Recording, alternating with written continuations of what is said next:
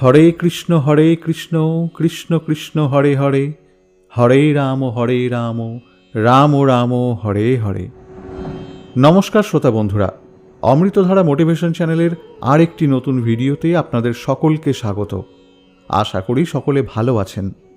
আজ আমরা জয়া একাদশীর পূর্ণাঙ্গ সময়সূচি, এদিন কি করা উচিত এবং সবশেষে এই একাদশীর মাহাত্ম্য কথা শ্রবণ করব।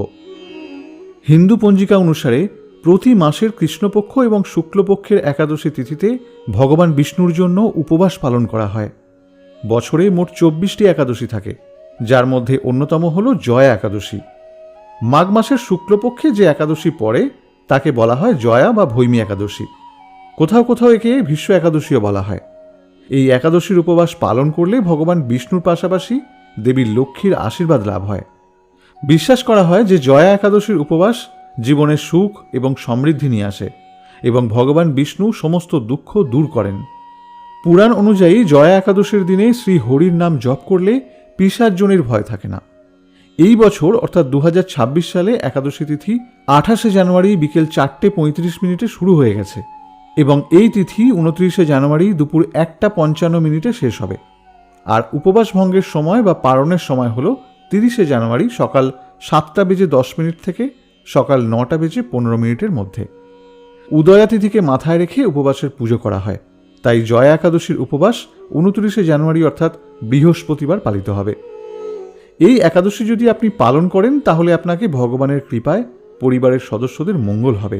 আর যদি কোনো কারণে আপনি এই একাদশী পালন নাও করতে পারেন তাহলে একাদশীর দিন মা লক্ষ্মী এবং বিষ্ণুর চরণে একটি ফুল ও ফলকে অবশ্যই নিবেদন করুন এবং এই একাদশীর দিন জয়া বা ভৈমী একাদশীর ব্রত কথাটি একবার হলেও শ্রবণ করুন। শুরু করছি জয়া একাদশীর ব্রত কথা। যুধিষ্ঠির বললেন, হে মহারাজ, মাঘ মাসের শুক্লপক্ষের একাদশী জয়া নামে প্রসিদ্ধ। এই তিথি সর্বপাপ বিনাশিনী, সর্বশ্রেষ্ঠা, পবিত্রা, সর্বকাম ও মুক্তি প্রদায়িনী। এই ব্রতের ফলে মানুষ কখনো প্রেতত্ব প্রাপ্তি হয় না। একসময় স্বর্গলোকে দেবরাজ ইন্দ্র রাজত্ব করছিলেন। সেখানে অন্য দেবতারাও বেশ সুখেই ছিলেন। তারা পারিজাত পুষ্প শোভিত নন্দনকাননে অপ্সরাদের সাথে বিহার করতেন।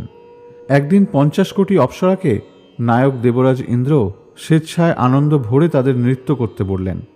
নৃত্যের সাথে গন্ধর্বগণ গান করতে লাগলেন। চিত্রসেনের পত্নীর নাম মালিনী। পুষ্পবন্তী নামে তাদের এক কন্যা সন্তান ছিল। পুষ্পদত্তের পুত্রের নাম মাল্যবান। এই মাল্যবান পুষ্পবন্তীর রূপে মুগ্ধ হয়েছিল। পুষ্পবন্তী পুনঃ পুনঃ কটাক্ষ দ্বারা মাল্যবানকে বশীভূত করেছিলেন। ইন্দ্রের প্রতিবিধানের জন্য তারা দুজনেই নৃত্য গীতাদি দ্বারা সেই সভায় যোগদান করেছিল, কিন্তু একে অপরের প্রতি আকৃষ্ট থাকায় উভয়েরই চিত্ত বিভ্রান্ত হচ্ছিল। সেখানে তারা পরস্পর কেবল দৃষ্টিবদ্ধ অবস্থায় দাঁড়িয়ে থাকল। ফলে গানের ক্রমবিপর্যয় ঘটল। তাদের এই রকম তাল মান ভঙ্গভাব দেখে তারা যে পরস্পর কামাসক্ত হয়েছে দেবরাজ ইন্দ্র তা বুঝতে পারলেন। তখন ক্রোধবশে তিনি তাদের অভিশাপ দিলেন, রে মূঢ়, তোমরা আমার আজ্ঞা লঙ্ঘন করেছ, তোমাদের ধিক। এখনই তোমরা পিশাচজনি লাভ করে মর্তলোকে নিজ দুষ্কর্মের ফল ভোগ করো। ইন্দ্রের অভিশাপে তারা দুজন দুঃখিত মনে হিমালয় পর্বতে বিচরণ করছিল।